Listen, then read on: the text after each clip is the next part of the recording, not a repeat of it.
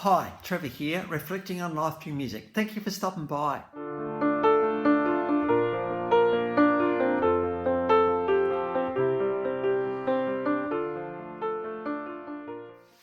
Well, coming again today, you're very, very welcome. I trust you enjoyed my last video on Kim Carnes and her song Betty Davis Eyes. So I trust you found that one encouraging. We're going from there to 1963 in Starkville, Mississippi. This lass attended Mississippi State School, and she was pretty good at volleyball and track and field, but she also had a pretty amazing singing voice as well. Quite gravelly, quite sincere, quite powerful, quite tender. There's a whole heap of things going on with this girl's voice which makes her quite unique.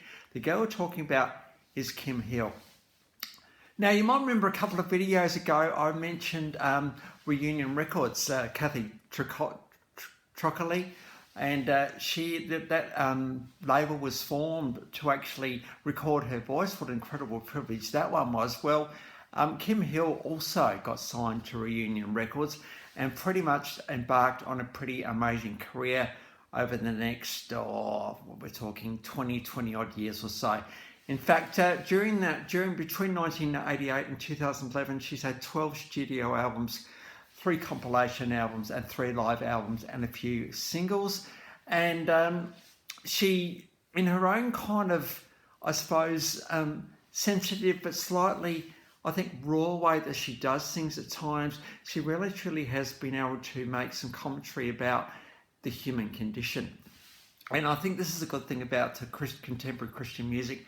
It does make interesting comments about the human condition. Because you know what? The human condition can be strange at times. We never quite really understand what can happen from one day to the next. So the best way to experience Kim Hill is actually look at some clips below, and I've actually got 5 below. So we've got Snake in the Grass. Now, Snake in the Grass is all about reaping what we sow, and the light will shine in the darkness and eventually will expose stuff that needs to be exposed. You know, it's funny how life does this, isn't it? You know, we do something and we think, oh, you know, it'll be all good, and then all of a sudden it all unravels, and it's thinking, right, okay. You know, it's like, you know, you might tell a lie as an example, and you've got to remember who knows what. It can be really, really easy and really, really confusing to know who knows what and to what, you know, what story we need to tell to what person. Just easy to tell the truth. It really, really is easy, even when it hurts. Round and round, one of the lines. So we've got the visual clip on that one below. Round and round. This is probably one of my favourite Kim Hill songs. It was in my head then, but it's in my heart now. Head and the heart, you know, an interesting thing, isn't it? We talk about the head. This is the thinking part of our brain. It's also the logical part of our brain. It's also the part of the brain that can be a bit prohibitive when it comes to life and to experience life for all it can offer. You know, if you go on a ride in a show, as an example, you know your head's not going, oh, this is great. No, your thinking brain checks out, and the emotional part of you kind of takes over, and you have an absolutely brilliant time. Well, I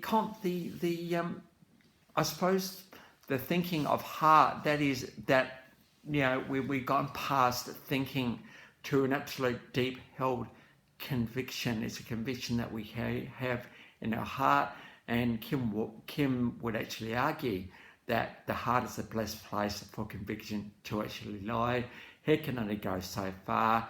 It's not until our heart gets behind things that life takes on the meaning it probably should.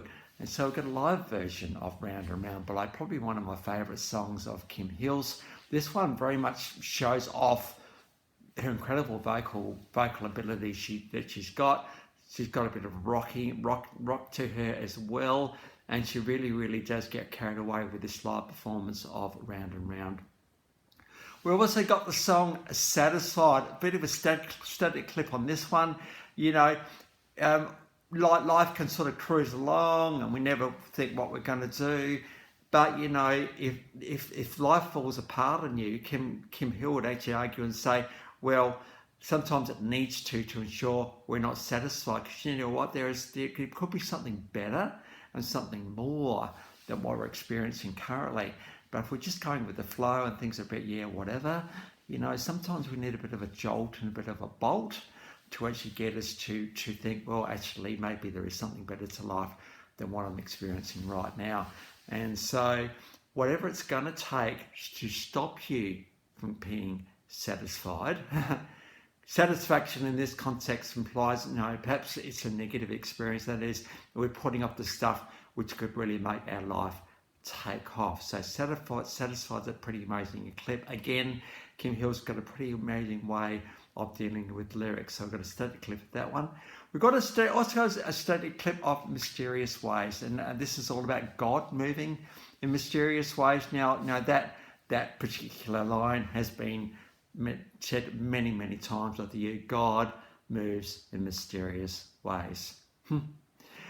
And thank goodness he does, I think, because often we don't have ideas or solutions or thoughts about, you know, how we're going to proceed with things, and we think, well, I'll keep doing that. Well, I've always done that in the past, and that's not going to work going forward. I remember reaching out to an employer last year for a client, and the employer only employed through online. Don't we love that? Well, I actually emailed them out of the blue, and they responded to my email. And next minute, they've set this kid up for work experience. And then when we got to the end of the work experience, I said, well, you know what? We've got nothing to lose. Let's just put it out there, see where it goes. And the client got a job. This I've sort of put that in miracle territory a little bit, the way that all happened.